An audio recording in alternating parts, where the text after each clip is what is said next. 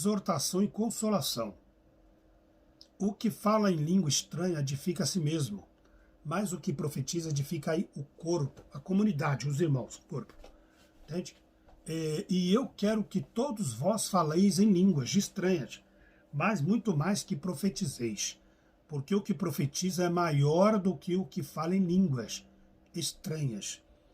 Em línguas estranhas aqui, tem muita gente ensinando línguas estranhas, pregando coisas que não estão nas escrituras, então acaba se tornando uma coisa estranha ao corpo do Mashiach.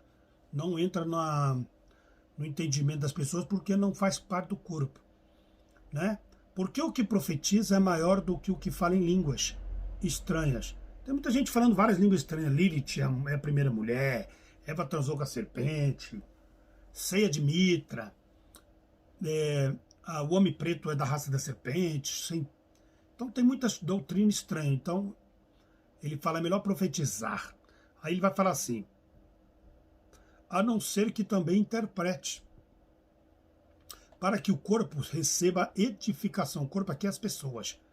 Da mesma sorte, se as coisas inanimadas que fazem som, seja flauta, cítare, não formarem sons distintos. Então cada pessoa tem um chamado, tem uma escolha, tem um chamado, né? Como se conhecerá o que se toca com a flauta ou com a cítara? Porque se a trombeta der sonido incerto, quem se preparará para a batalha? Então você vê que a trombeta vai tocar para preparar para a batalha. Que batalha é essa? Enfrentar o antimachia, tem de gozar da ressurreição. Vai ter que ter trombeta, irmão, primeiro.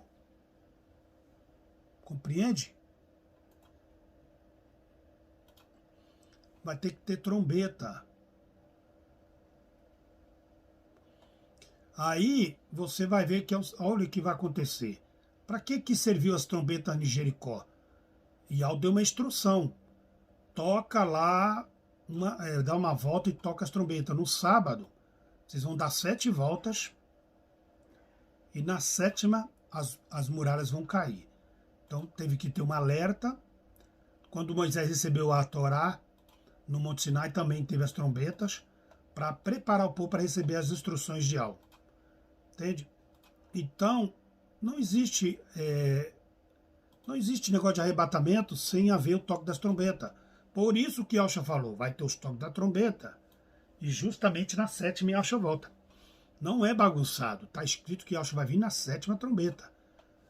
Aí ele vai dizer, mas se todos profetizarem, e entra algum incrédulo ou infiel, e todos convencidos, todos é julgado. E se alguém falar em língua estranha, faça isso em 2 ou 3, ou 2, quando muito em 3, por sua vez, haja intérprete. Então, você começou a ensinar, tem que ter alguém para interpretar. Mas, se não houver intérprete, esteja calado na igreja, no corpo, e fale consigo mesmo e com Yahweh. Vai lá no seu quarto e ore em secreto com Yahweh, que ele vai revelar para você o que tem que ser falado. Aí ele vai falar, e falem 2 ou 3 profetas, ou os outros julguem. Muita gente está dizendo aí, virou moda, não pode julgar ninguém, irmão, não pode. Estão pisando na palavra para inventar fábulas e parábolas, entende? Metáforas. O pessoal quer pregar o que acha. Aí ninguém quer ser julgado, mas a palavra é que vai julgar. Entende? E Yahshua falou, eu não julgo ninguém, mas Moisés. Embora tenha outras palavras que falam que Yahshua julga, viu? Que ele é a espada de 2 gumes, que é os 10 mandamentos. Falem 2 ou 3 profetas e outros julguem. Quer dizer, ele está mandando o corpo, a igreja, o corpo de Yahshua julgar as profecias. Entende, irmão? Discernir o que está sendo pregado. Falem 2 ou 3 profetas e os outros julguem. Por isso que está bagunçado o nome de Yahweh aí. Porque eles falam tanta besteira e não quer que ninguém julgue as profecias. Por que o sistema religioso é uma igreja pior que a outra? Porque não tem quem julgue. Está um balaio de gato terrível. Todos estão no mesmo pecado. No pecado da lascívia, da mentira, da política, do adultério e por aí vai. Aí ninguém pode julgar eles mais. Então, os outros julguem. Mas se o outro julgar, se o outro que estiver assentado, aquele que está no anonimato, que está lá no banco da igreja, ou que está no anonimato, não está conhecido, ele está calado, está sentado ali. Mas ele tem o ruá de Yahweh. For revelado alguma coisa, se ao falar com ele revelar alguma coisa, cale-se primeiro, ele tem que calar. Ele vai ficar só ouvindo as profetadas, as profecias, e ele está ali calado no anonimato, entende? Yahweh manda ele calar primeiro para ouvir as profecias.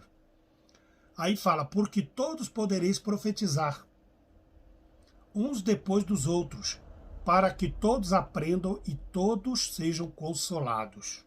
Porque a palavra de Yahweh é para aprender, né, irmão? Para ensinar. E os espíritos dos profetas, o Ruá que está sobre os profetas, estão sujeitos aos profetas. Vocês compreenderam, irmão? Então, o cara pode profetizar, pregar e falar, mas quem é de Yahweh está olhando e ele vai ter a hora de ele pregar também e exortar.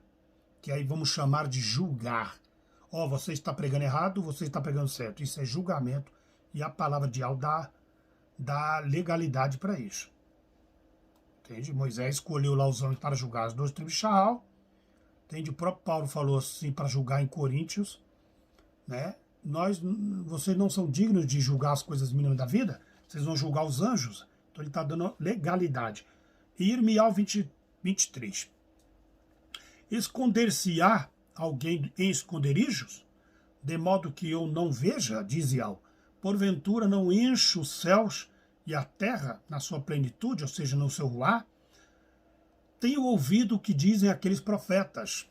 Yahweh tem ouvido o que dizem os profetas nos templos, no sistema religioso.